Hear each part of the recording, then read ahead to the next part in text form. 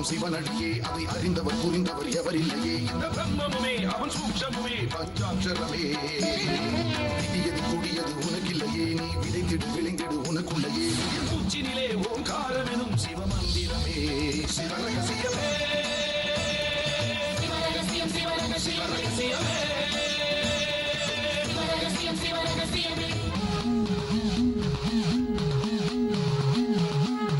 காத்தலும் அழித்தலும் படைத்தலும் எவனோ அவனே நிற்பதும் நடப்பதும் பறப்பதும் அவன்தான் சிவனே சித்தர்கள் மொத்தமும் யுத்தமாய் ஏற்றிடும் தவமே சித்தர்கள் சித்தமும் கலங்கிட மாற்றிடும் சிவமே பூமி காத்தான் பட்டியை காத்திடும் ரசமணி ஈசன் சிவனே வாழ்படும் மக்கள் வாழ்வினில் அறம்பட வழிபட வாழ்ந்திடும் சிவனே அம்பை முடுக்கை உருட்டும் சத்தம் பெறுவான் கொண்டு வெகுண்டு காக்க வருவான் கங்கை கொண்டு சூலங்கேந்தும் இவர் அபிராமி கொண்ட உலகம் போற்றும் சிவனே ஓம் நம சிவாய. கண்ணாடி தன்னில் ஒளி போல் உடம்பதனுள் உள்நாடி நின்றது ஒளி. அஞ்சு புலனின் வழி அறிந்தால் பின்னை துஞ்சுவது இல்லை உடம்பு. நாபி அகத்தே நலனுற நோக்கிடில் சாவது இல்லை உடம்பு. கண்டத்து அளவில் கடிய ஒளி காணில் அண்டத்தார் ஆகும் உடம்பு. ஔவையார். முருகனுக்கு அரோகரா கந்தனுக்கு அரோகரா முருகனுக்கு அரோகரா கந்தனுக்கு அரோகரா கந்தனுக்கு அரோகரா. சித்தர்கள் எனக்கு கெடுதல் செய்வதாக நினைத்து நல்லதே செய்திருக்கிறார்கள்.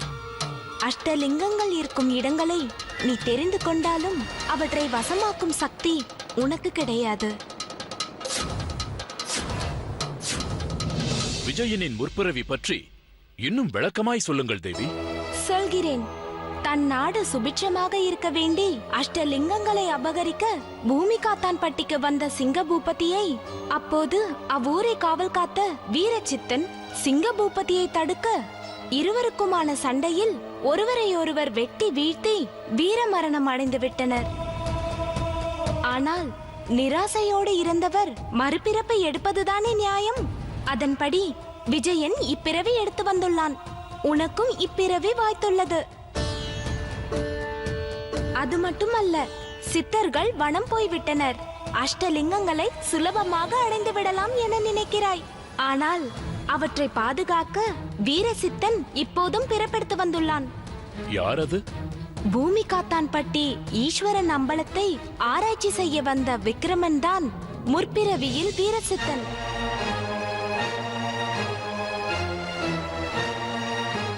கிடைத்துள்ள புதையலால் இந்த விவரம் அனைத்தும் அவருக்கும் தெரியும். ஆனால் சிங்கபூபதி தான் விஜயனாக பிறப்பெடுத்துள்ளார் என்பது இன்னும் அவருக்கு தெரியாது. ஆகவே முதலில் நீ விஜயனை உன்வசமாக்கினால்தான் லிங்கங்கள் இருக்கும் இடமும் அவற்றை அவனை வைத்தே வசமாக்கி உன் வசமாக்க முடியும். சதியும் சூழ்ச்சியும் நான் உனக்கு சொல்லித் தெரிய வேண்டியதில்லை. அப்பிறவியிலிருந்து இப்பிறவி வரை அது உன் உடன் பிறந்தவை. அஷ்டலிங்கங்களை காக்க காகச்சித்தரும் பைரவரும் வீரச்சித்தனாக விக்ரமனும் இருக்க விஜயன் உதவியோடுதான் உன்னால் அவற்றை அடைய முடியும். ஆனால் என் மந்திர சித்தியால் விஜயனால் அவ்வூரிலேயே இனி தங்க முடியாத ஒரு நிலை வந்துள்ளதே. நாம் பேசிக் கொண்டிருக்கும் இத்தருணத்தில் அதற்கான ஏற்பாடுகள் நடந்து கொண்டுதான் இருக்கிறது. விஜயன் தன் வழியில் சென்று விடாமல் உன் வழிக்கு கொண்டு வர வேண்டியது இனி உன் திறமை.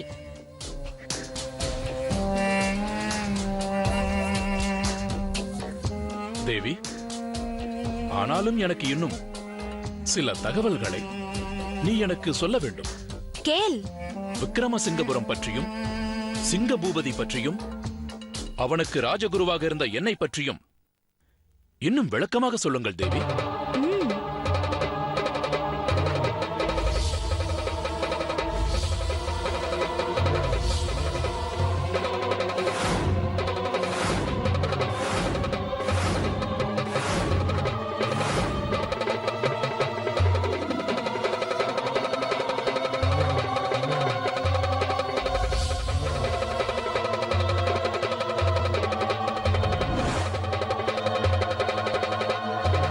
கேசவா, நீ கேட்ட தகவல்கள் அனைத்தும் சொல்லிவிட்டேன். என்னுடைய பிரமாண காலம் முடிந்துவிட்டது.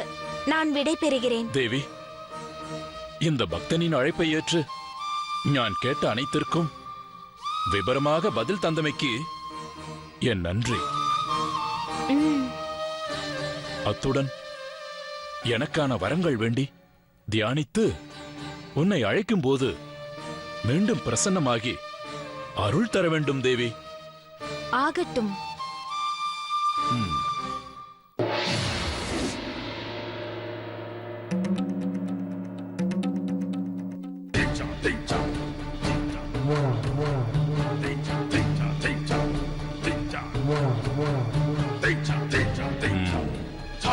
விஜயனே, முதலில் உன்னை வசமாக்கி அஷ்டலிங்கங்களை ஞான் அடைந்தே தீருவேன். யாரும் செய்ய முடியாத காரியத்தை விஜய் தம்பி பண்ணிருக்கோம். எல்லாம் பெரிய விஷயம் இல்லையா? வணக்கம்ண்ணா. வாப்பா கண்ணா, நீ கூட இந்த மாதிரியான கூட்டத்தில் கலந்துக்க வருவியா? ஆச்சரியமா இருக்கு. அட என்ன வைத்தியர, ஊர் பொது விஷயம், அதுவும் தண்டோரா வேற போட்டு கூப்பிட்டுருக்காங்க. அதான் என்ன நடக்குதுன்னு பார்த்துட்டு போலான்னு வந்தேன். கண்ணா, உங்களை மாதிரி வயசு பசங்க எனக்கு என்னன்னு இருக்காம ஊர் கூட்டத்தில் கலந்துக்கணும்பா. எங்களுக்கெல்லாம் வயசாயிடுச்சு. இனி வர காலத்துல நீங்க தானே இந்த ஊரை காப்பாத்தணும். என்ன வைத்தியர் என்ன சொல்றது? ஆமாமா வைத்தியர, வர வேண்டிய தலைவரும் வரல, யாருக்காக இந்த கூட்டம் போட்டிருக்கோமோ அவரும் வரல. அதான பார்த்தேன். என்னடா இன்னும் நீ கேள்வி கேட்காம இருக்கியேன்னு. என்ன நடக்குதுன்னு வேடிக்கை மட்டும் பார்த்துட்டு அமைதியா கிளம்பி போய். அதுக்கு நம்மள கூப்பிட்டுருக்கவே வேண்டாமே. ஐயா சாமி, உங்ககிட்ட பேச என்னால சமாளிக்க முடியாதுப்பா. ஏற்கனவே ஊரு பல பிரச்சனையில கிடுகிடுத்து கிடக்கு. நாம ஒரு பிரச்சனையே கலப்ப வேண்டாம்னு சொல்றேன். அதுவும் சரிதான்.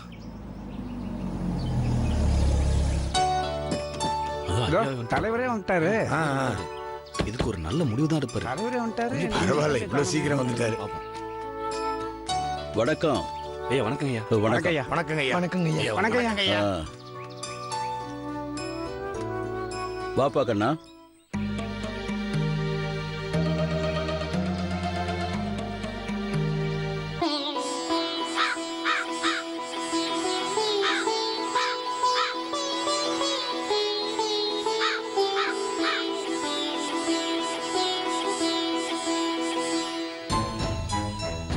கோயில்ல பௌர்ணமி ராத்திரி நடந்த சம்பவத்தை பத்தி நம்ம எல்லாருக்கும் தெரியும்.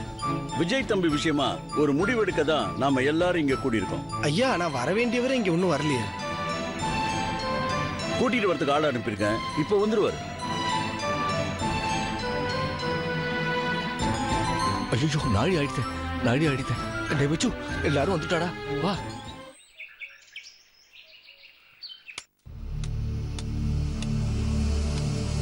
Baums ரெடியா? ரெடிதான்.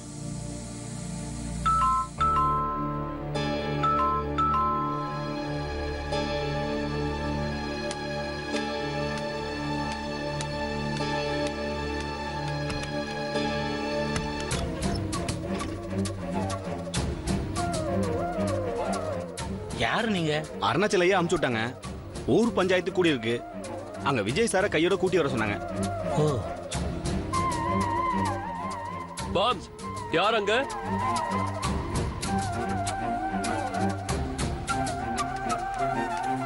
விஜய், பஞ்சாயத்து கூட்டு போக ஊர் ஆளுங்க வந்திருக்காங்க. என்ன மிரட்டுறாங்களா நம்மள?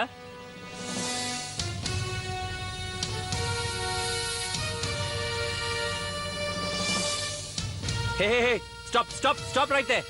என்ன மாதிரி நீங்க தொடர்ந்து வீட்ல ஏதோ நுழைஞ்ச மாதிரி? உங்களுக்கு கொஞ்சமாவது காமன் சென்ஸ் வேணா? முதல்ல வெளிய போங்க. Get out, just get out. Otherwise I have to call the cops right now. Vijay, இவங்க கிட்டலாம் இப்படி பேசி பிரயோஜனமே இல்லை. அவங்களுக்கு புரியவே புரியாது. இங்க பாருங்க, இது அவங்க ஊரு, அவங்க வீடு. தப்பு நம்ம பேர்ல. கூப்பிடுறாங்க, போயிட்டு வரது தானே முறை. அவங்க கூப்பிட்டா நான் போயிடணுமா? நான் என்ன அவங்க வீட்டுக்கு வேலைக்காரனா? அதெல்லாம் முடியாது. இது பாருங்க, அங்க போய் எனக்கு வரதுக்கு இஷ்டம் இல்லைன்னு போய் சொல்லிடுங்க. முதல்ல இங்க இருந்து எடுத்த காலி பண்ணுங்க. Just get out. Hey man, நான் சொல்றது உங்களுக்கு புரியலையா? Are you guys deaf? போங்க வெளியே. நான் வர மாட்டேன்னு அங்க போய் சொல்லிடு. அந்த பிரசிடென்ட்டே போய் சொல்லுங்க. போங்க. நீங்க இப்படி சொல்லுவீங்கன்னு தெரிஞ்சுதான் உங்களை கூட்டி வர சொல்லி ஐயா எங்களை அனுப்புனாரு. உங்களால என்ன கூட்டிட்டு போக முடியுமா என்ன? நீங்க வர மாட்டேன்னு சொன்னா உங்களை கட்டி தூக்கிட்டு போக தான் நாங்க வந்திருக்கோம். இது எங்க ஐயாவோட உத்தரவு. என்ன தூக்கிட்டு போயிடுவீங்களா நீங்க? எங்க என் மேல கை வைங்க, கை வைங்க, கை வைங்க பார்க்கலாம். உங்களெல்லாம் I'll just shoot you down. Vijay Vijay Vijay, என்ன விஜய் ஆனா ஒன்னா சவால் விடுறீங்க இல்ல துப்பாக்கி தூக்கு வேண்டீங்க? இதெல்லாம் இவங்க கிட்டலாம் செல்லுபடி ஆகாது. அருணாச்சலம் ஐயா ஏதோ முடிவு பண்ணி தான் இவங்களெல்லாம் இங்க அனுப்பி வச்சிருக்காரு. நாம பஞ்சாயத்துக்கு போயிட்டு வர்றதுதான் நமக்கு நல்லது. என்ன விஜய், பஞ்சாயத்துல ஊர் மக்கள் முன்னால நிக்க வச்சு கேள்வி கேட்பாங்களேன்னு பயமா இருக்கா? பயமா? எனக்கா? No, never. அங்க போய் நான் என்ன சொன்னாலும் என் பேச்சு எடுபடுமா என்ன? அவங்க சொல்றதானே சொல்லுவாங்க. என்ன ப்ரூவ் பண்ணதான் எந்த ஆதாரமும் இல்லாம போச்சே. என்னால என்ன பேச முடியும்? அவங்க சொல்றதுக்கெல்லாம் நான் தலையாட்டிட்டு நிக்கிறது எனக்கு அவமானம் தானே. அதுக்காக பிரசிடென்ட் ஐயாவே கூப்பிட்டு பஞ்சாயத்துக்கு போகாம இருந்தா நல்லா இருக்குமா? போய் தானே ஆகணும். என்ன ஆஜராக சொல்லி கோர்ட் உத்தரவு போட்டிருக்கு. இல்லனா வாரண்ட் இஷ்யூ பண்ணிடுவாங்க. அட போங்க மாம்ஸ். வாரண்ட் இஷ்யூ பண்ணி அழைச்சிட்டு போக ஆளுங்களே வந்துட்டாங்க. அப்புறமும் அடம் பிடிச்சா எப்படி? வரமாட்டியா? வரமாட்டியா? இரு இரு இரு, பேசிட்டு தானே இருக்கோம். இரு விஜய் ப்ளீஸ், எனக்காக நீங்க போங்க, நான் அழைச்சிட்டு வரேன். வரணும். Just go back. Get out. ச்சே, தேவையா இதெல்லாம் நமக்கு?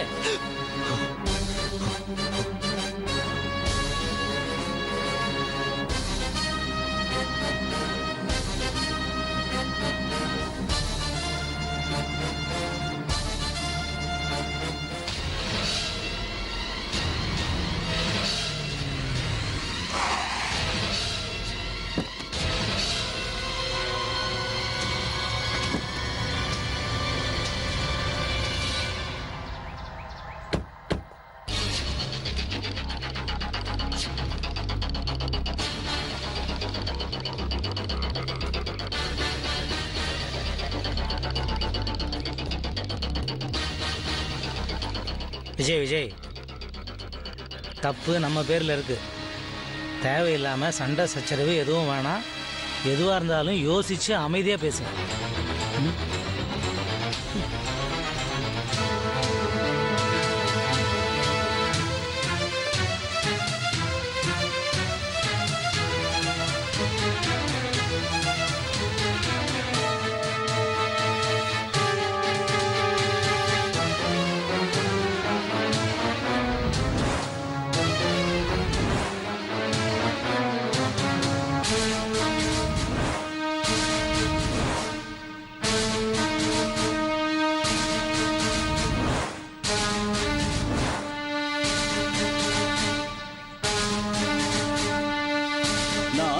அவமதிக்காம நீங்களே வந்தது ரொம்ப சந்தோஷம் தம்பி. இப்படி ஆளுங்க அனுப்புவீங்கன்னு நானும் எதிர்பார்க்கல. உங்களுக்கு பயந்து நான் வராம இருந்துருவேன்னு நினைச்சீங்களா? நீங்க எந்த நேரம் எப்படி நடந்துக்குவீங்கன்னு யாருக்கு தெரியும்? உங்களுக்காக இந்த கூட்டத்தை கூட்டி எல்லாரையும் வர வச்சுட்டு நீங்க வராம போயிட்டா? சரி சரி, எதுக்காக என்ன வர வச்சீங்க? சீக்கிரம் பேசி முடிங்க, எனக்கு நிறைய வேலை இருக்கு. நான் கிளம்பணும். இந்த கூட்டத்தை கூட்டினதுக்கு காரணமே நீங்க தான் தம்பி. உங்களுக்காக வேலை வெட்டியெல்லாம் விட்டுட்டு காத்துக்கிட்டு இருக்கேன் தம்பி. என்னவோ உங்களுக்கு மட்டும்தான் வேலை இருக்குன்னு சொல்லி பறக்குறீங்களா தம்பி? ஹலோ பெருசு, உங்க வேலை என் வேலை ஒண்ணா? ஆமா ஆமா, அறுக்க மாட்டாதவனுக்கு 52 அருவாகும். நீங்க என்ன வேலை பார்த்தீங்கன்னு இந்த ஊர்ல இருக்கிற எல்லாருக்குமே தெரியுமே.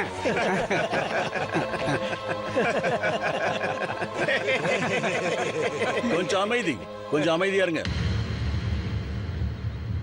தம்பி.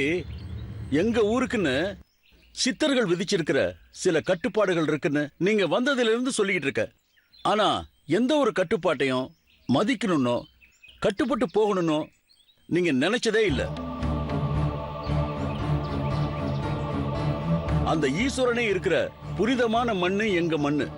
அந்த புனிதம் கிட்டிடக்கூடாதுன்னு சித்தர்கள் 8 திசைகள் இருந்து இந்த ஊரை காத்துக்கிட்டு இருக்காங்க. எங்க ஊருக்கு எந்த ஒரு இடர் வந்தாலும் அத சித்தர்கள் ஏத்துக்க மாட்டாங்க. அந்த தப்ப செஞ்சவங்க அது யாரா இருந்தாலும் அவங்கள தண்டிக்கவும் செய்வாங்க. அவங்க அப்படி செய்யறதுக்கு காரணம் இந்த உலகம் சுபிட்சமாவும் வளமா இருக்கணும்னு தான். அதனாலதான் அந்த ஈசனுக்கு சமமா சித்தர்களை தெய்வமா நாங்க கும்பிடுறோம். இதெல்லாம் எவ்வளவோ எடுத்து சொல்லியும் நீங்க புரிஞ்சுக்காம பௌர்ணமி ராத்திரி கோயிலை சுத்தி காவலுக்கு ஆளுங்களை போட்டோம். அதெல்லாம் மீறி உங்க ஆளை கோயிலுக்குள்ள அனுப்பியிருக்கீங்க. அவரு படம் பிடிச்சு அனுப்புனாரு. கோயிலுக்குள்ள சித்தர்களா வந்தது நாங்க தானே. பழி எங்க மேலேயே போடுறீங்களே. பரவாயில்ல, பாவம் அவர் உங்க ஆளுதான். இருந்தாலும் உங்களால ஒருத்தன் பைத்தியமாக நீங்க காரணமாயிட்டீங்களே.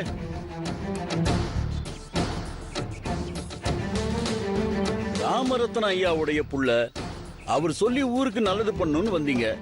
ஆனா உங்களால இது வரைக்கும் எதையும் செய்ய முடியல. அதுக்கு சித்தர்களையும் இந்த ஊரு கட்டுப்பாடுகளையும் நீங்க மதிக்காததுதான் காரணம்னு சொல்லுவேன். நீங்க எங்களுக்கு நல்லது செய்யலனாலும் உங்களால இந்த ஊருக்கோ கோயிலுக்கோ ஒரு சங்கடம் நடக்கிறத பார்த்துக்கிட்டு நாங்க சும்மா இருக்க முடியாது தம்பி. மறுபடியும் இந்த மாதிரி ஒரு அசம்பாவிதம் நடக்க கூடாதுங்கிற காரணத்தினால இந்த ஊரோட நலன் கருதி மக்கள் சார்பா பஞ்சாயத்தார் முன்னிலையில ஊர் தலைவரா இந்த உத்தரவை போடுறேன். நீங்க உடனே இந்த ஊரை காலி பண்ணிட்டு இங்க இருந்து போயிடணும்.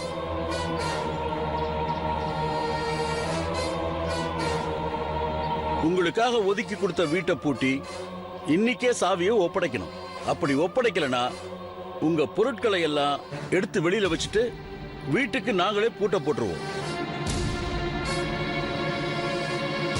அப்படியும் நீங்க இங்கதான் இருப்பேன்னு அடம்பிடிச்சா உங்களை இந்த ஊரை விட்டு ஒதுக்கி வைக்கவும் தயங்க மாட்டோம். இங்க இருக்கிற யாரும் உங்க கூட பழகவோ பேசவோ மாட்டாங்க. உங்களுக்கு ஒரு சொட்டு தண்ணி கூட கொடுக்க மாட்டாங்க. நம்ம ஊர் எப்பவும் சித்தர்களுடைய கட்டுப்பாட்டுக்கு உட்பட்டு வளமான ஊரா இருக்கணுங்கிறதுக்காக இந்த உத்தரவை நான் போடுறேன். அதை எல்லாரும் ஏத்துக்கணும்னு நான் கேட்டுக்கிறேன். என்னோட இந்த உத்தரவுல யாருக்காவது ஆட்சேபனை இருந்தா கற்பூரத்தை ஏத்திட்டு வருவாங்க. அதை அணைச்சிட்டு உங்க ஆட்சேபனை என்னன்னு சொல்லலாம்.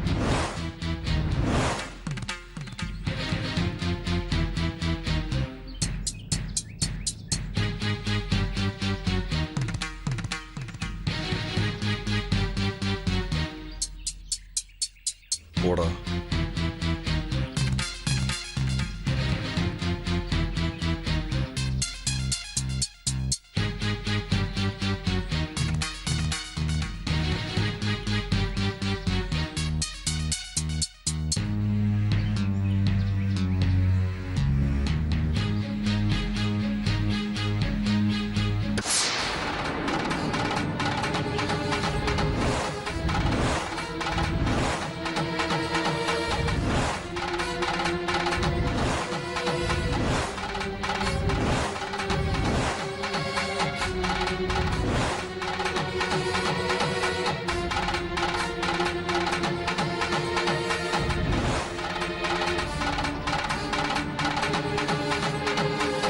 ஏன்பா கண்ணா, இது மாதிரி கூட்டத்துக்கெல்லாம் வரவே மாட்டேன். இன்னைக்கு அதிசயமா வந்திருக்கேன்னு நினைச்சேன். வம்ப கொண்டு வந்திருக்க. ஐயாவோட உத்தரவுல அப்படி என்ன குத்தம் கண்ட நீ? ஐயா என்ன மன்னிக்கணும், நான் ஒன்றும் இங்கே குத்தம் கண்டுபிடிக்க வரல. வந்த இடத்துல பிரசிடென்ட் ஐயா போட்ட உத்தரவு ஒன்றும் எனக்கு சரின்னு படல. ஆக்ஷேபனை இருக்கான்னு கேட்டீங்க. இருக்குன்னு சொன்னா வம்ப கூட்டம் வந்தியான்னு கேட்குறீங்க. பரவாயில்ல, உன்னோட ஆட்சேபனை என்னன்னு சொல்லுப்பா. ஐயா, அந்த காலத்து மாதிரி இங்க ஒன்றும் மன்னராட்சி நடக்கல. மன்னர் சொன்ன தீர்ப்பு தான் முடிவான தீர்ப்பு, நீ ஏத்துக்க. இது ஜனநாயக நாடு. ஒரு குற்றம் பண்ணவனுக்கு கூட அவனோட நியாயம் என்னன்னு எடுத்து சொல்ல உரிமை இருக்கு. குற்றத்தை விசாரிக்க கோர்ட் இருக்கு. தீர்ப்பு சொல்ல நீதிபதி இருக்காரு. அந்த காலத்து மாதிரி ஊர் பஞ்சாயத்தை கூட்டி இவர் தான் தப்பு பண்ணாருன்னு விசாரிக்காமையே தண்டனை கொடுக்கறதுலாம் எந்த விதத்துலங்க நியாயம்? நம்ம நாட்டில் பிறந்த யாரும் எந்த ஊர்ல வேணாலும் குடியிருக்க உரிமை இருக்கு. ஒருத்தரை ஊரை விட்டு காலி பண்ணுன்னு சொல்றதுக்கு யாருக்குமே உரிமை இல்லை. ஐயா, தண்டனைன்ற பேர்ல அதுவும் ஊரை விட்டு ஒதுக்கி வைக்கிறேன்னு சொல்றதும், பேசக்கூடாது பழக வேண்டான்னு, அது மட்டும் இல்லாம குடிக்க தண்ணி கூட கொடுக்க மாட்டேன்னு சொல்றதும் ஏதோ 100 வருஷம் பின்தங்கின மாதிரி இருக்கு. அப்பதான் தீண்டாமை தலை விரிச்சு ஆடிச்சு. இப்பயும் அந்த மாதிரி ஒரு நிலைமை கொண்டு வர பாக்குறீங்களா? தீண்டாமைன்ற ஆக்ட் படி இவர் மட்டும் கோர்ட்டுக்கு போனாருன்னு வச்சுங்க, கோர்ட் உங்க மேலே நடவடிக்கை எடுக்க வாய்ப்பு இருக்கு. என்னடா அம்பி, விட்டா பேசிண்டே போற? பிரசிடென்ட் ஐயா எத்தனையோ தடவை எச்சரிக்கை பண்ணியும் இவர் தன்னோட ஆளை கோயிலுக்குள்ள அனுப்புனது தப்பு தானே? ஊர் கட்டுப்பாட்டை மீறினது தப்பு தானே? அவரை ஊரை விட்டு ஒதுக்கி வைக்கிறது எப்படிடா குற்றமாகும்? குற்றம் தான் குறுக்கல. எப்படி சொல்ற? அவர் ஒன்றும் உங்ககிட்ட சொல்லாம கொள்ளாம அவரால் கோவிலுக்குள்ள அனுப்பல. அவர் உங்ககிட்ட சவால் விட்டுருக்காரு. அந்த சவால்ல அவர் ஜெயிச்சாருன்னா நீங்க தான் உங்க பொண்ணை கல்யாணம் பண்ணி கொடுக்குறேன்னு சத்தியம் பண்ணிருக்கீங்க. அப்ப நீங்களே அவரை கோவிலுக்குள்ள போக அனுமதி கொடுத்தா மாதிரி தானே அர்த்தம்? அதுக்கு அர்த்தம் அப்படி இல்ல. நீ போனா பைத்தியம் ஆயிடுவேன்னு நான் அவருக்கு கொடுத்த எச்சரிக்கை. அதையும் மீறி அவர் போயிடக்கூடாதுன்னு ஊரை சுத்தி காவலுக்கு நான் ஆளுங்களை போட்டேன். நீங்க காவலுக்கு ஆள் போட்டதை விட நீங்க போலீஸ்ல போயிட்டு இவர் மேல கம்ப்ளைண்ட் கொடுத்துருக்கணும். இவரை கைது பண்ணி உள்ள வச்சிருப்பாங்க. போலீஸ்காரங்க வந்து காரணம் கேட்பாங்க. அப்ப பௌர்ணமி பூஜைனா என்ன, பூட்டி இருக்கிற கோவிலுக்குள்ள வந்து யார் பூஜை பண்றா, அந்த பூஜையை பார்த்தா ஏன் ஒருத்தன் பைத்தியம் ஆகுறான், இந்த மாதிரி கேள்விக்கலாம் கண்டிப்பா பதில் கிடைச்சிருக்குமே. நானும் இந்த ஊர்ல பிறந்தவன் தான். சின்ன வயசுல இருந்து எனக்குள்ளேயும் இந்த மாதிரி கேள்விகள் இருக்கு. ஆனா பதில் சொல்லதான் யாரும் இல்ல. விஜய் மாதிரி பௌர்ணமி அன்னைக்கு அந்த கோவிலுக்குள்ள போற துணிச்சல் எனக்கு இல்ல. ஆனா போகணும்னு அவருக்கு இருந்திருக்கு. இப்போ அவர் உங்க மேலே குற்றம் சொல்றாரு. அதை நிரூபிக்க நீங்க அவருக்கு ஒரு வாய்ப்பு கொடுக்கணும்ல. அவர் சொன்னது பொய்யோ இல்ல கற்பனையோ இல்ல உண்மையோ யாருக்கு அது தெரியும்? நிரூபிக்க வாய்ப்பு கொடுக்காம அவரை ஊரை விட்டு விரட்டி அமிச்சா அது எப்படி நியாயமாகும் ஐயா?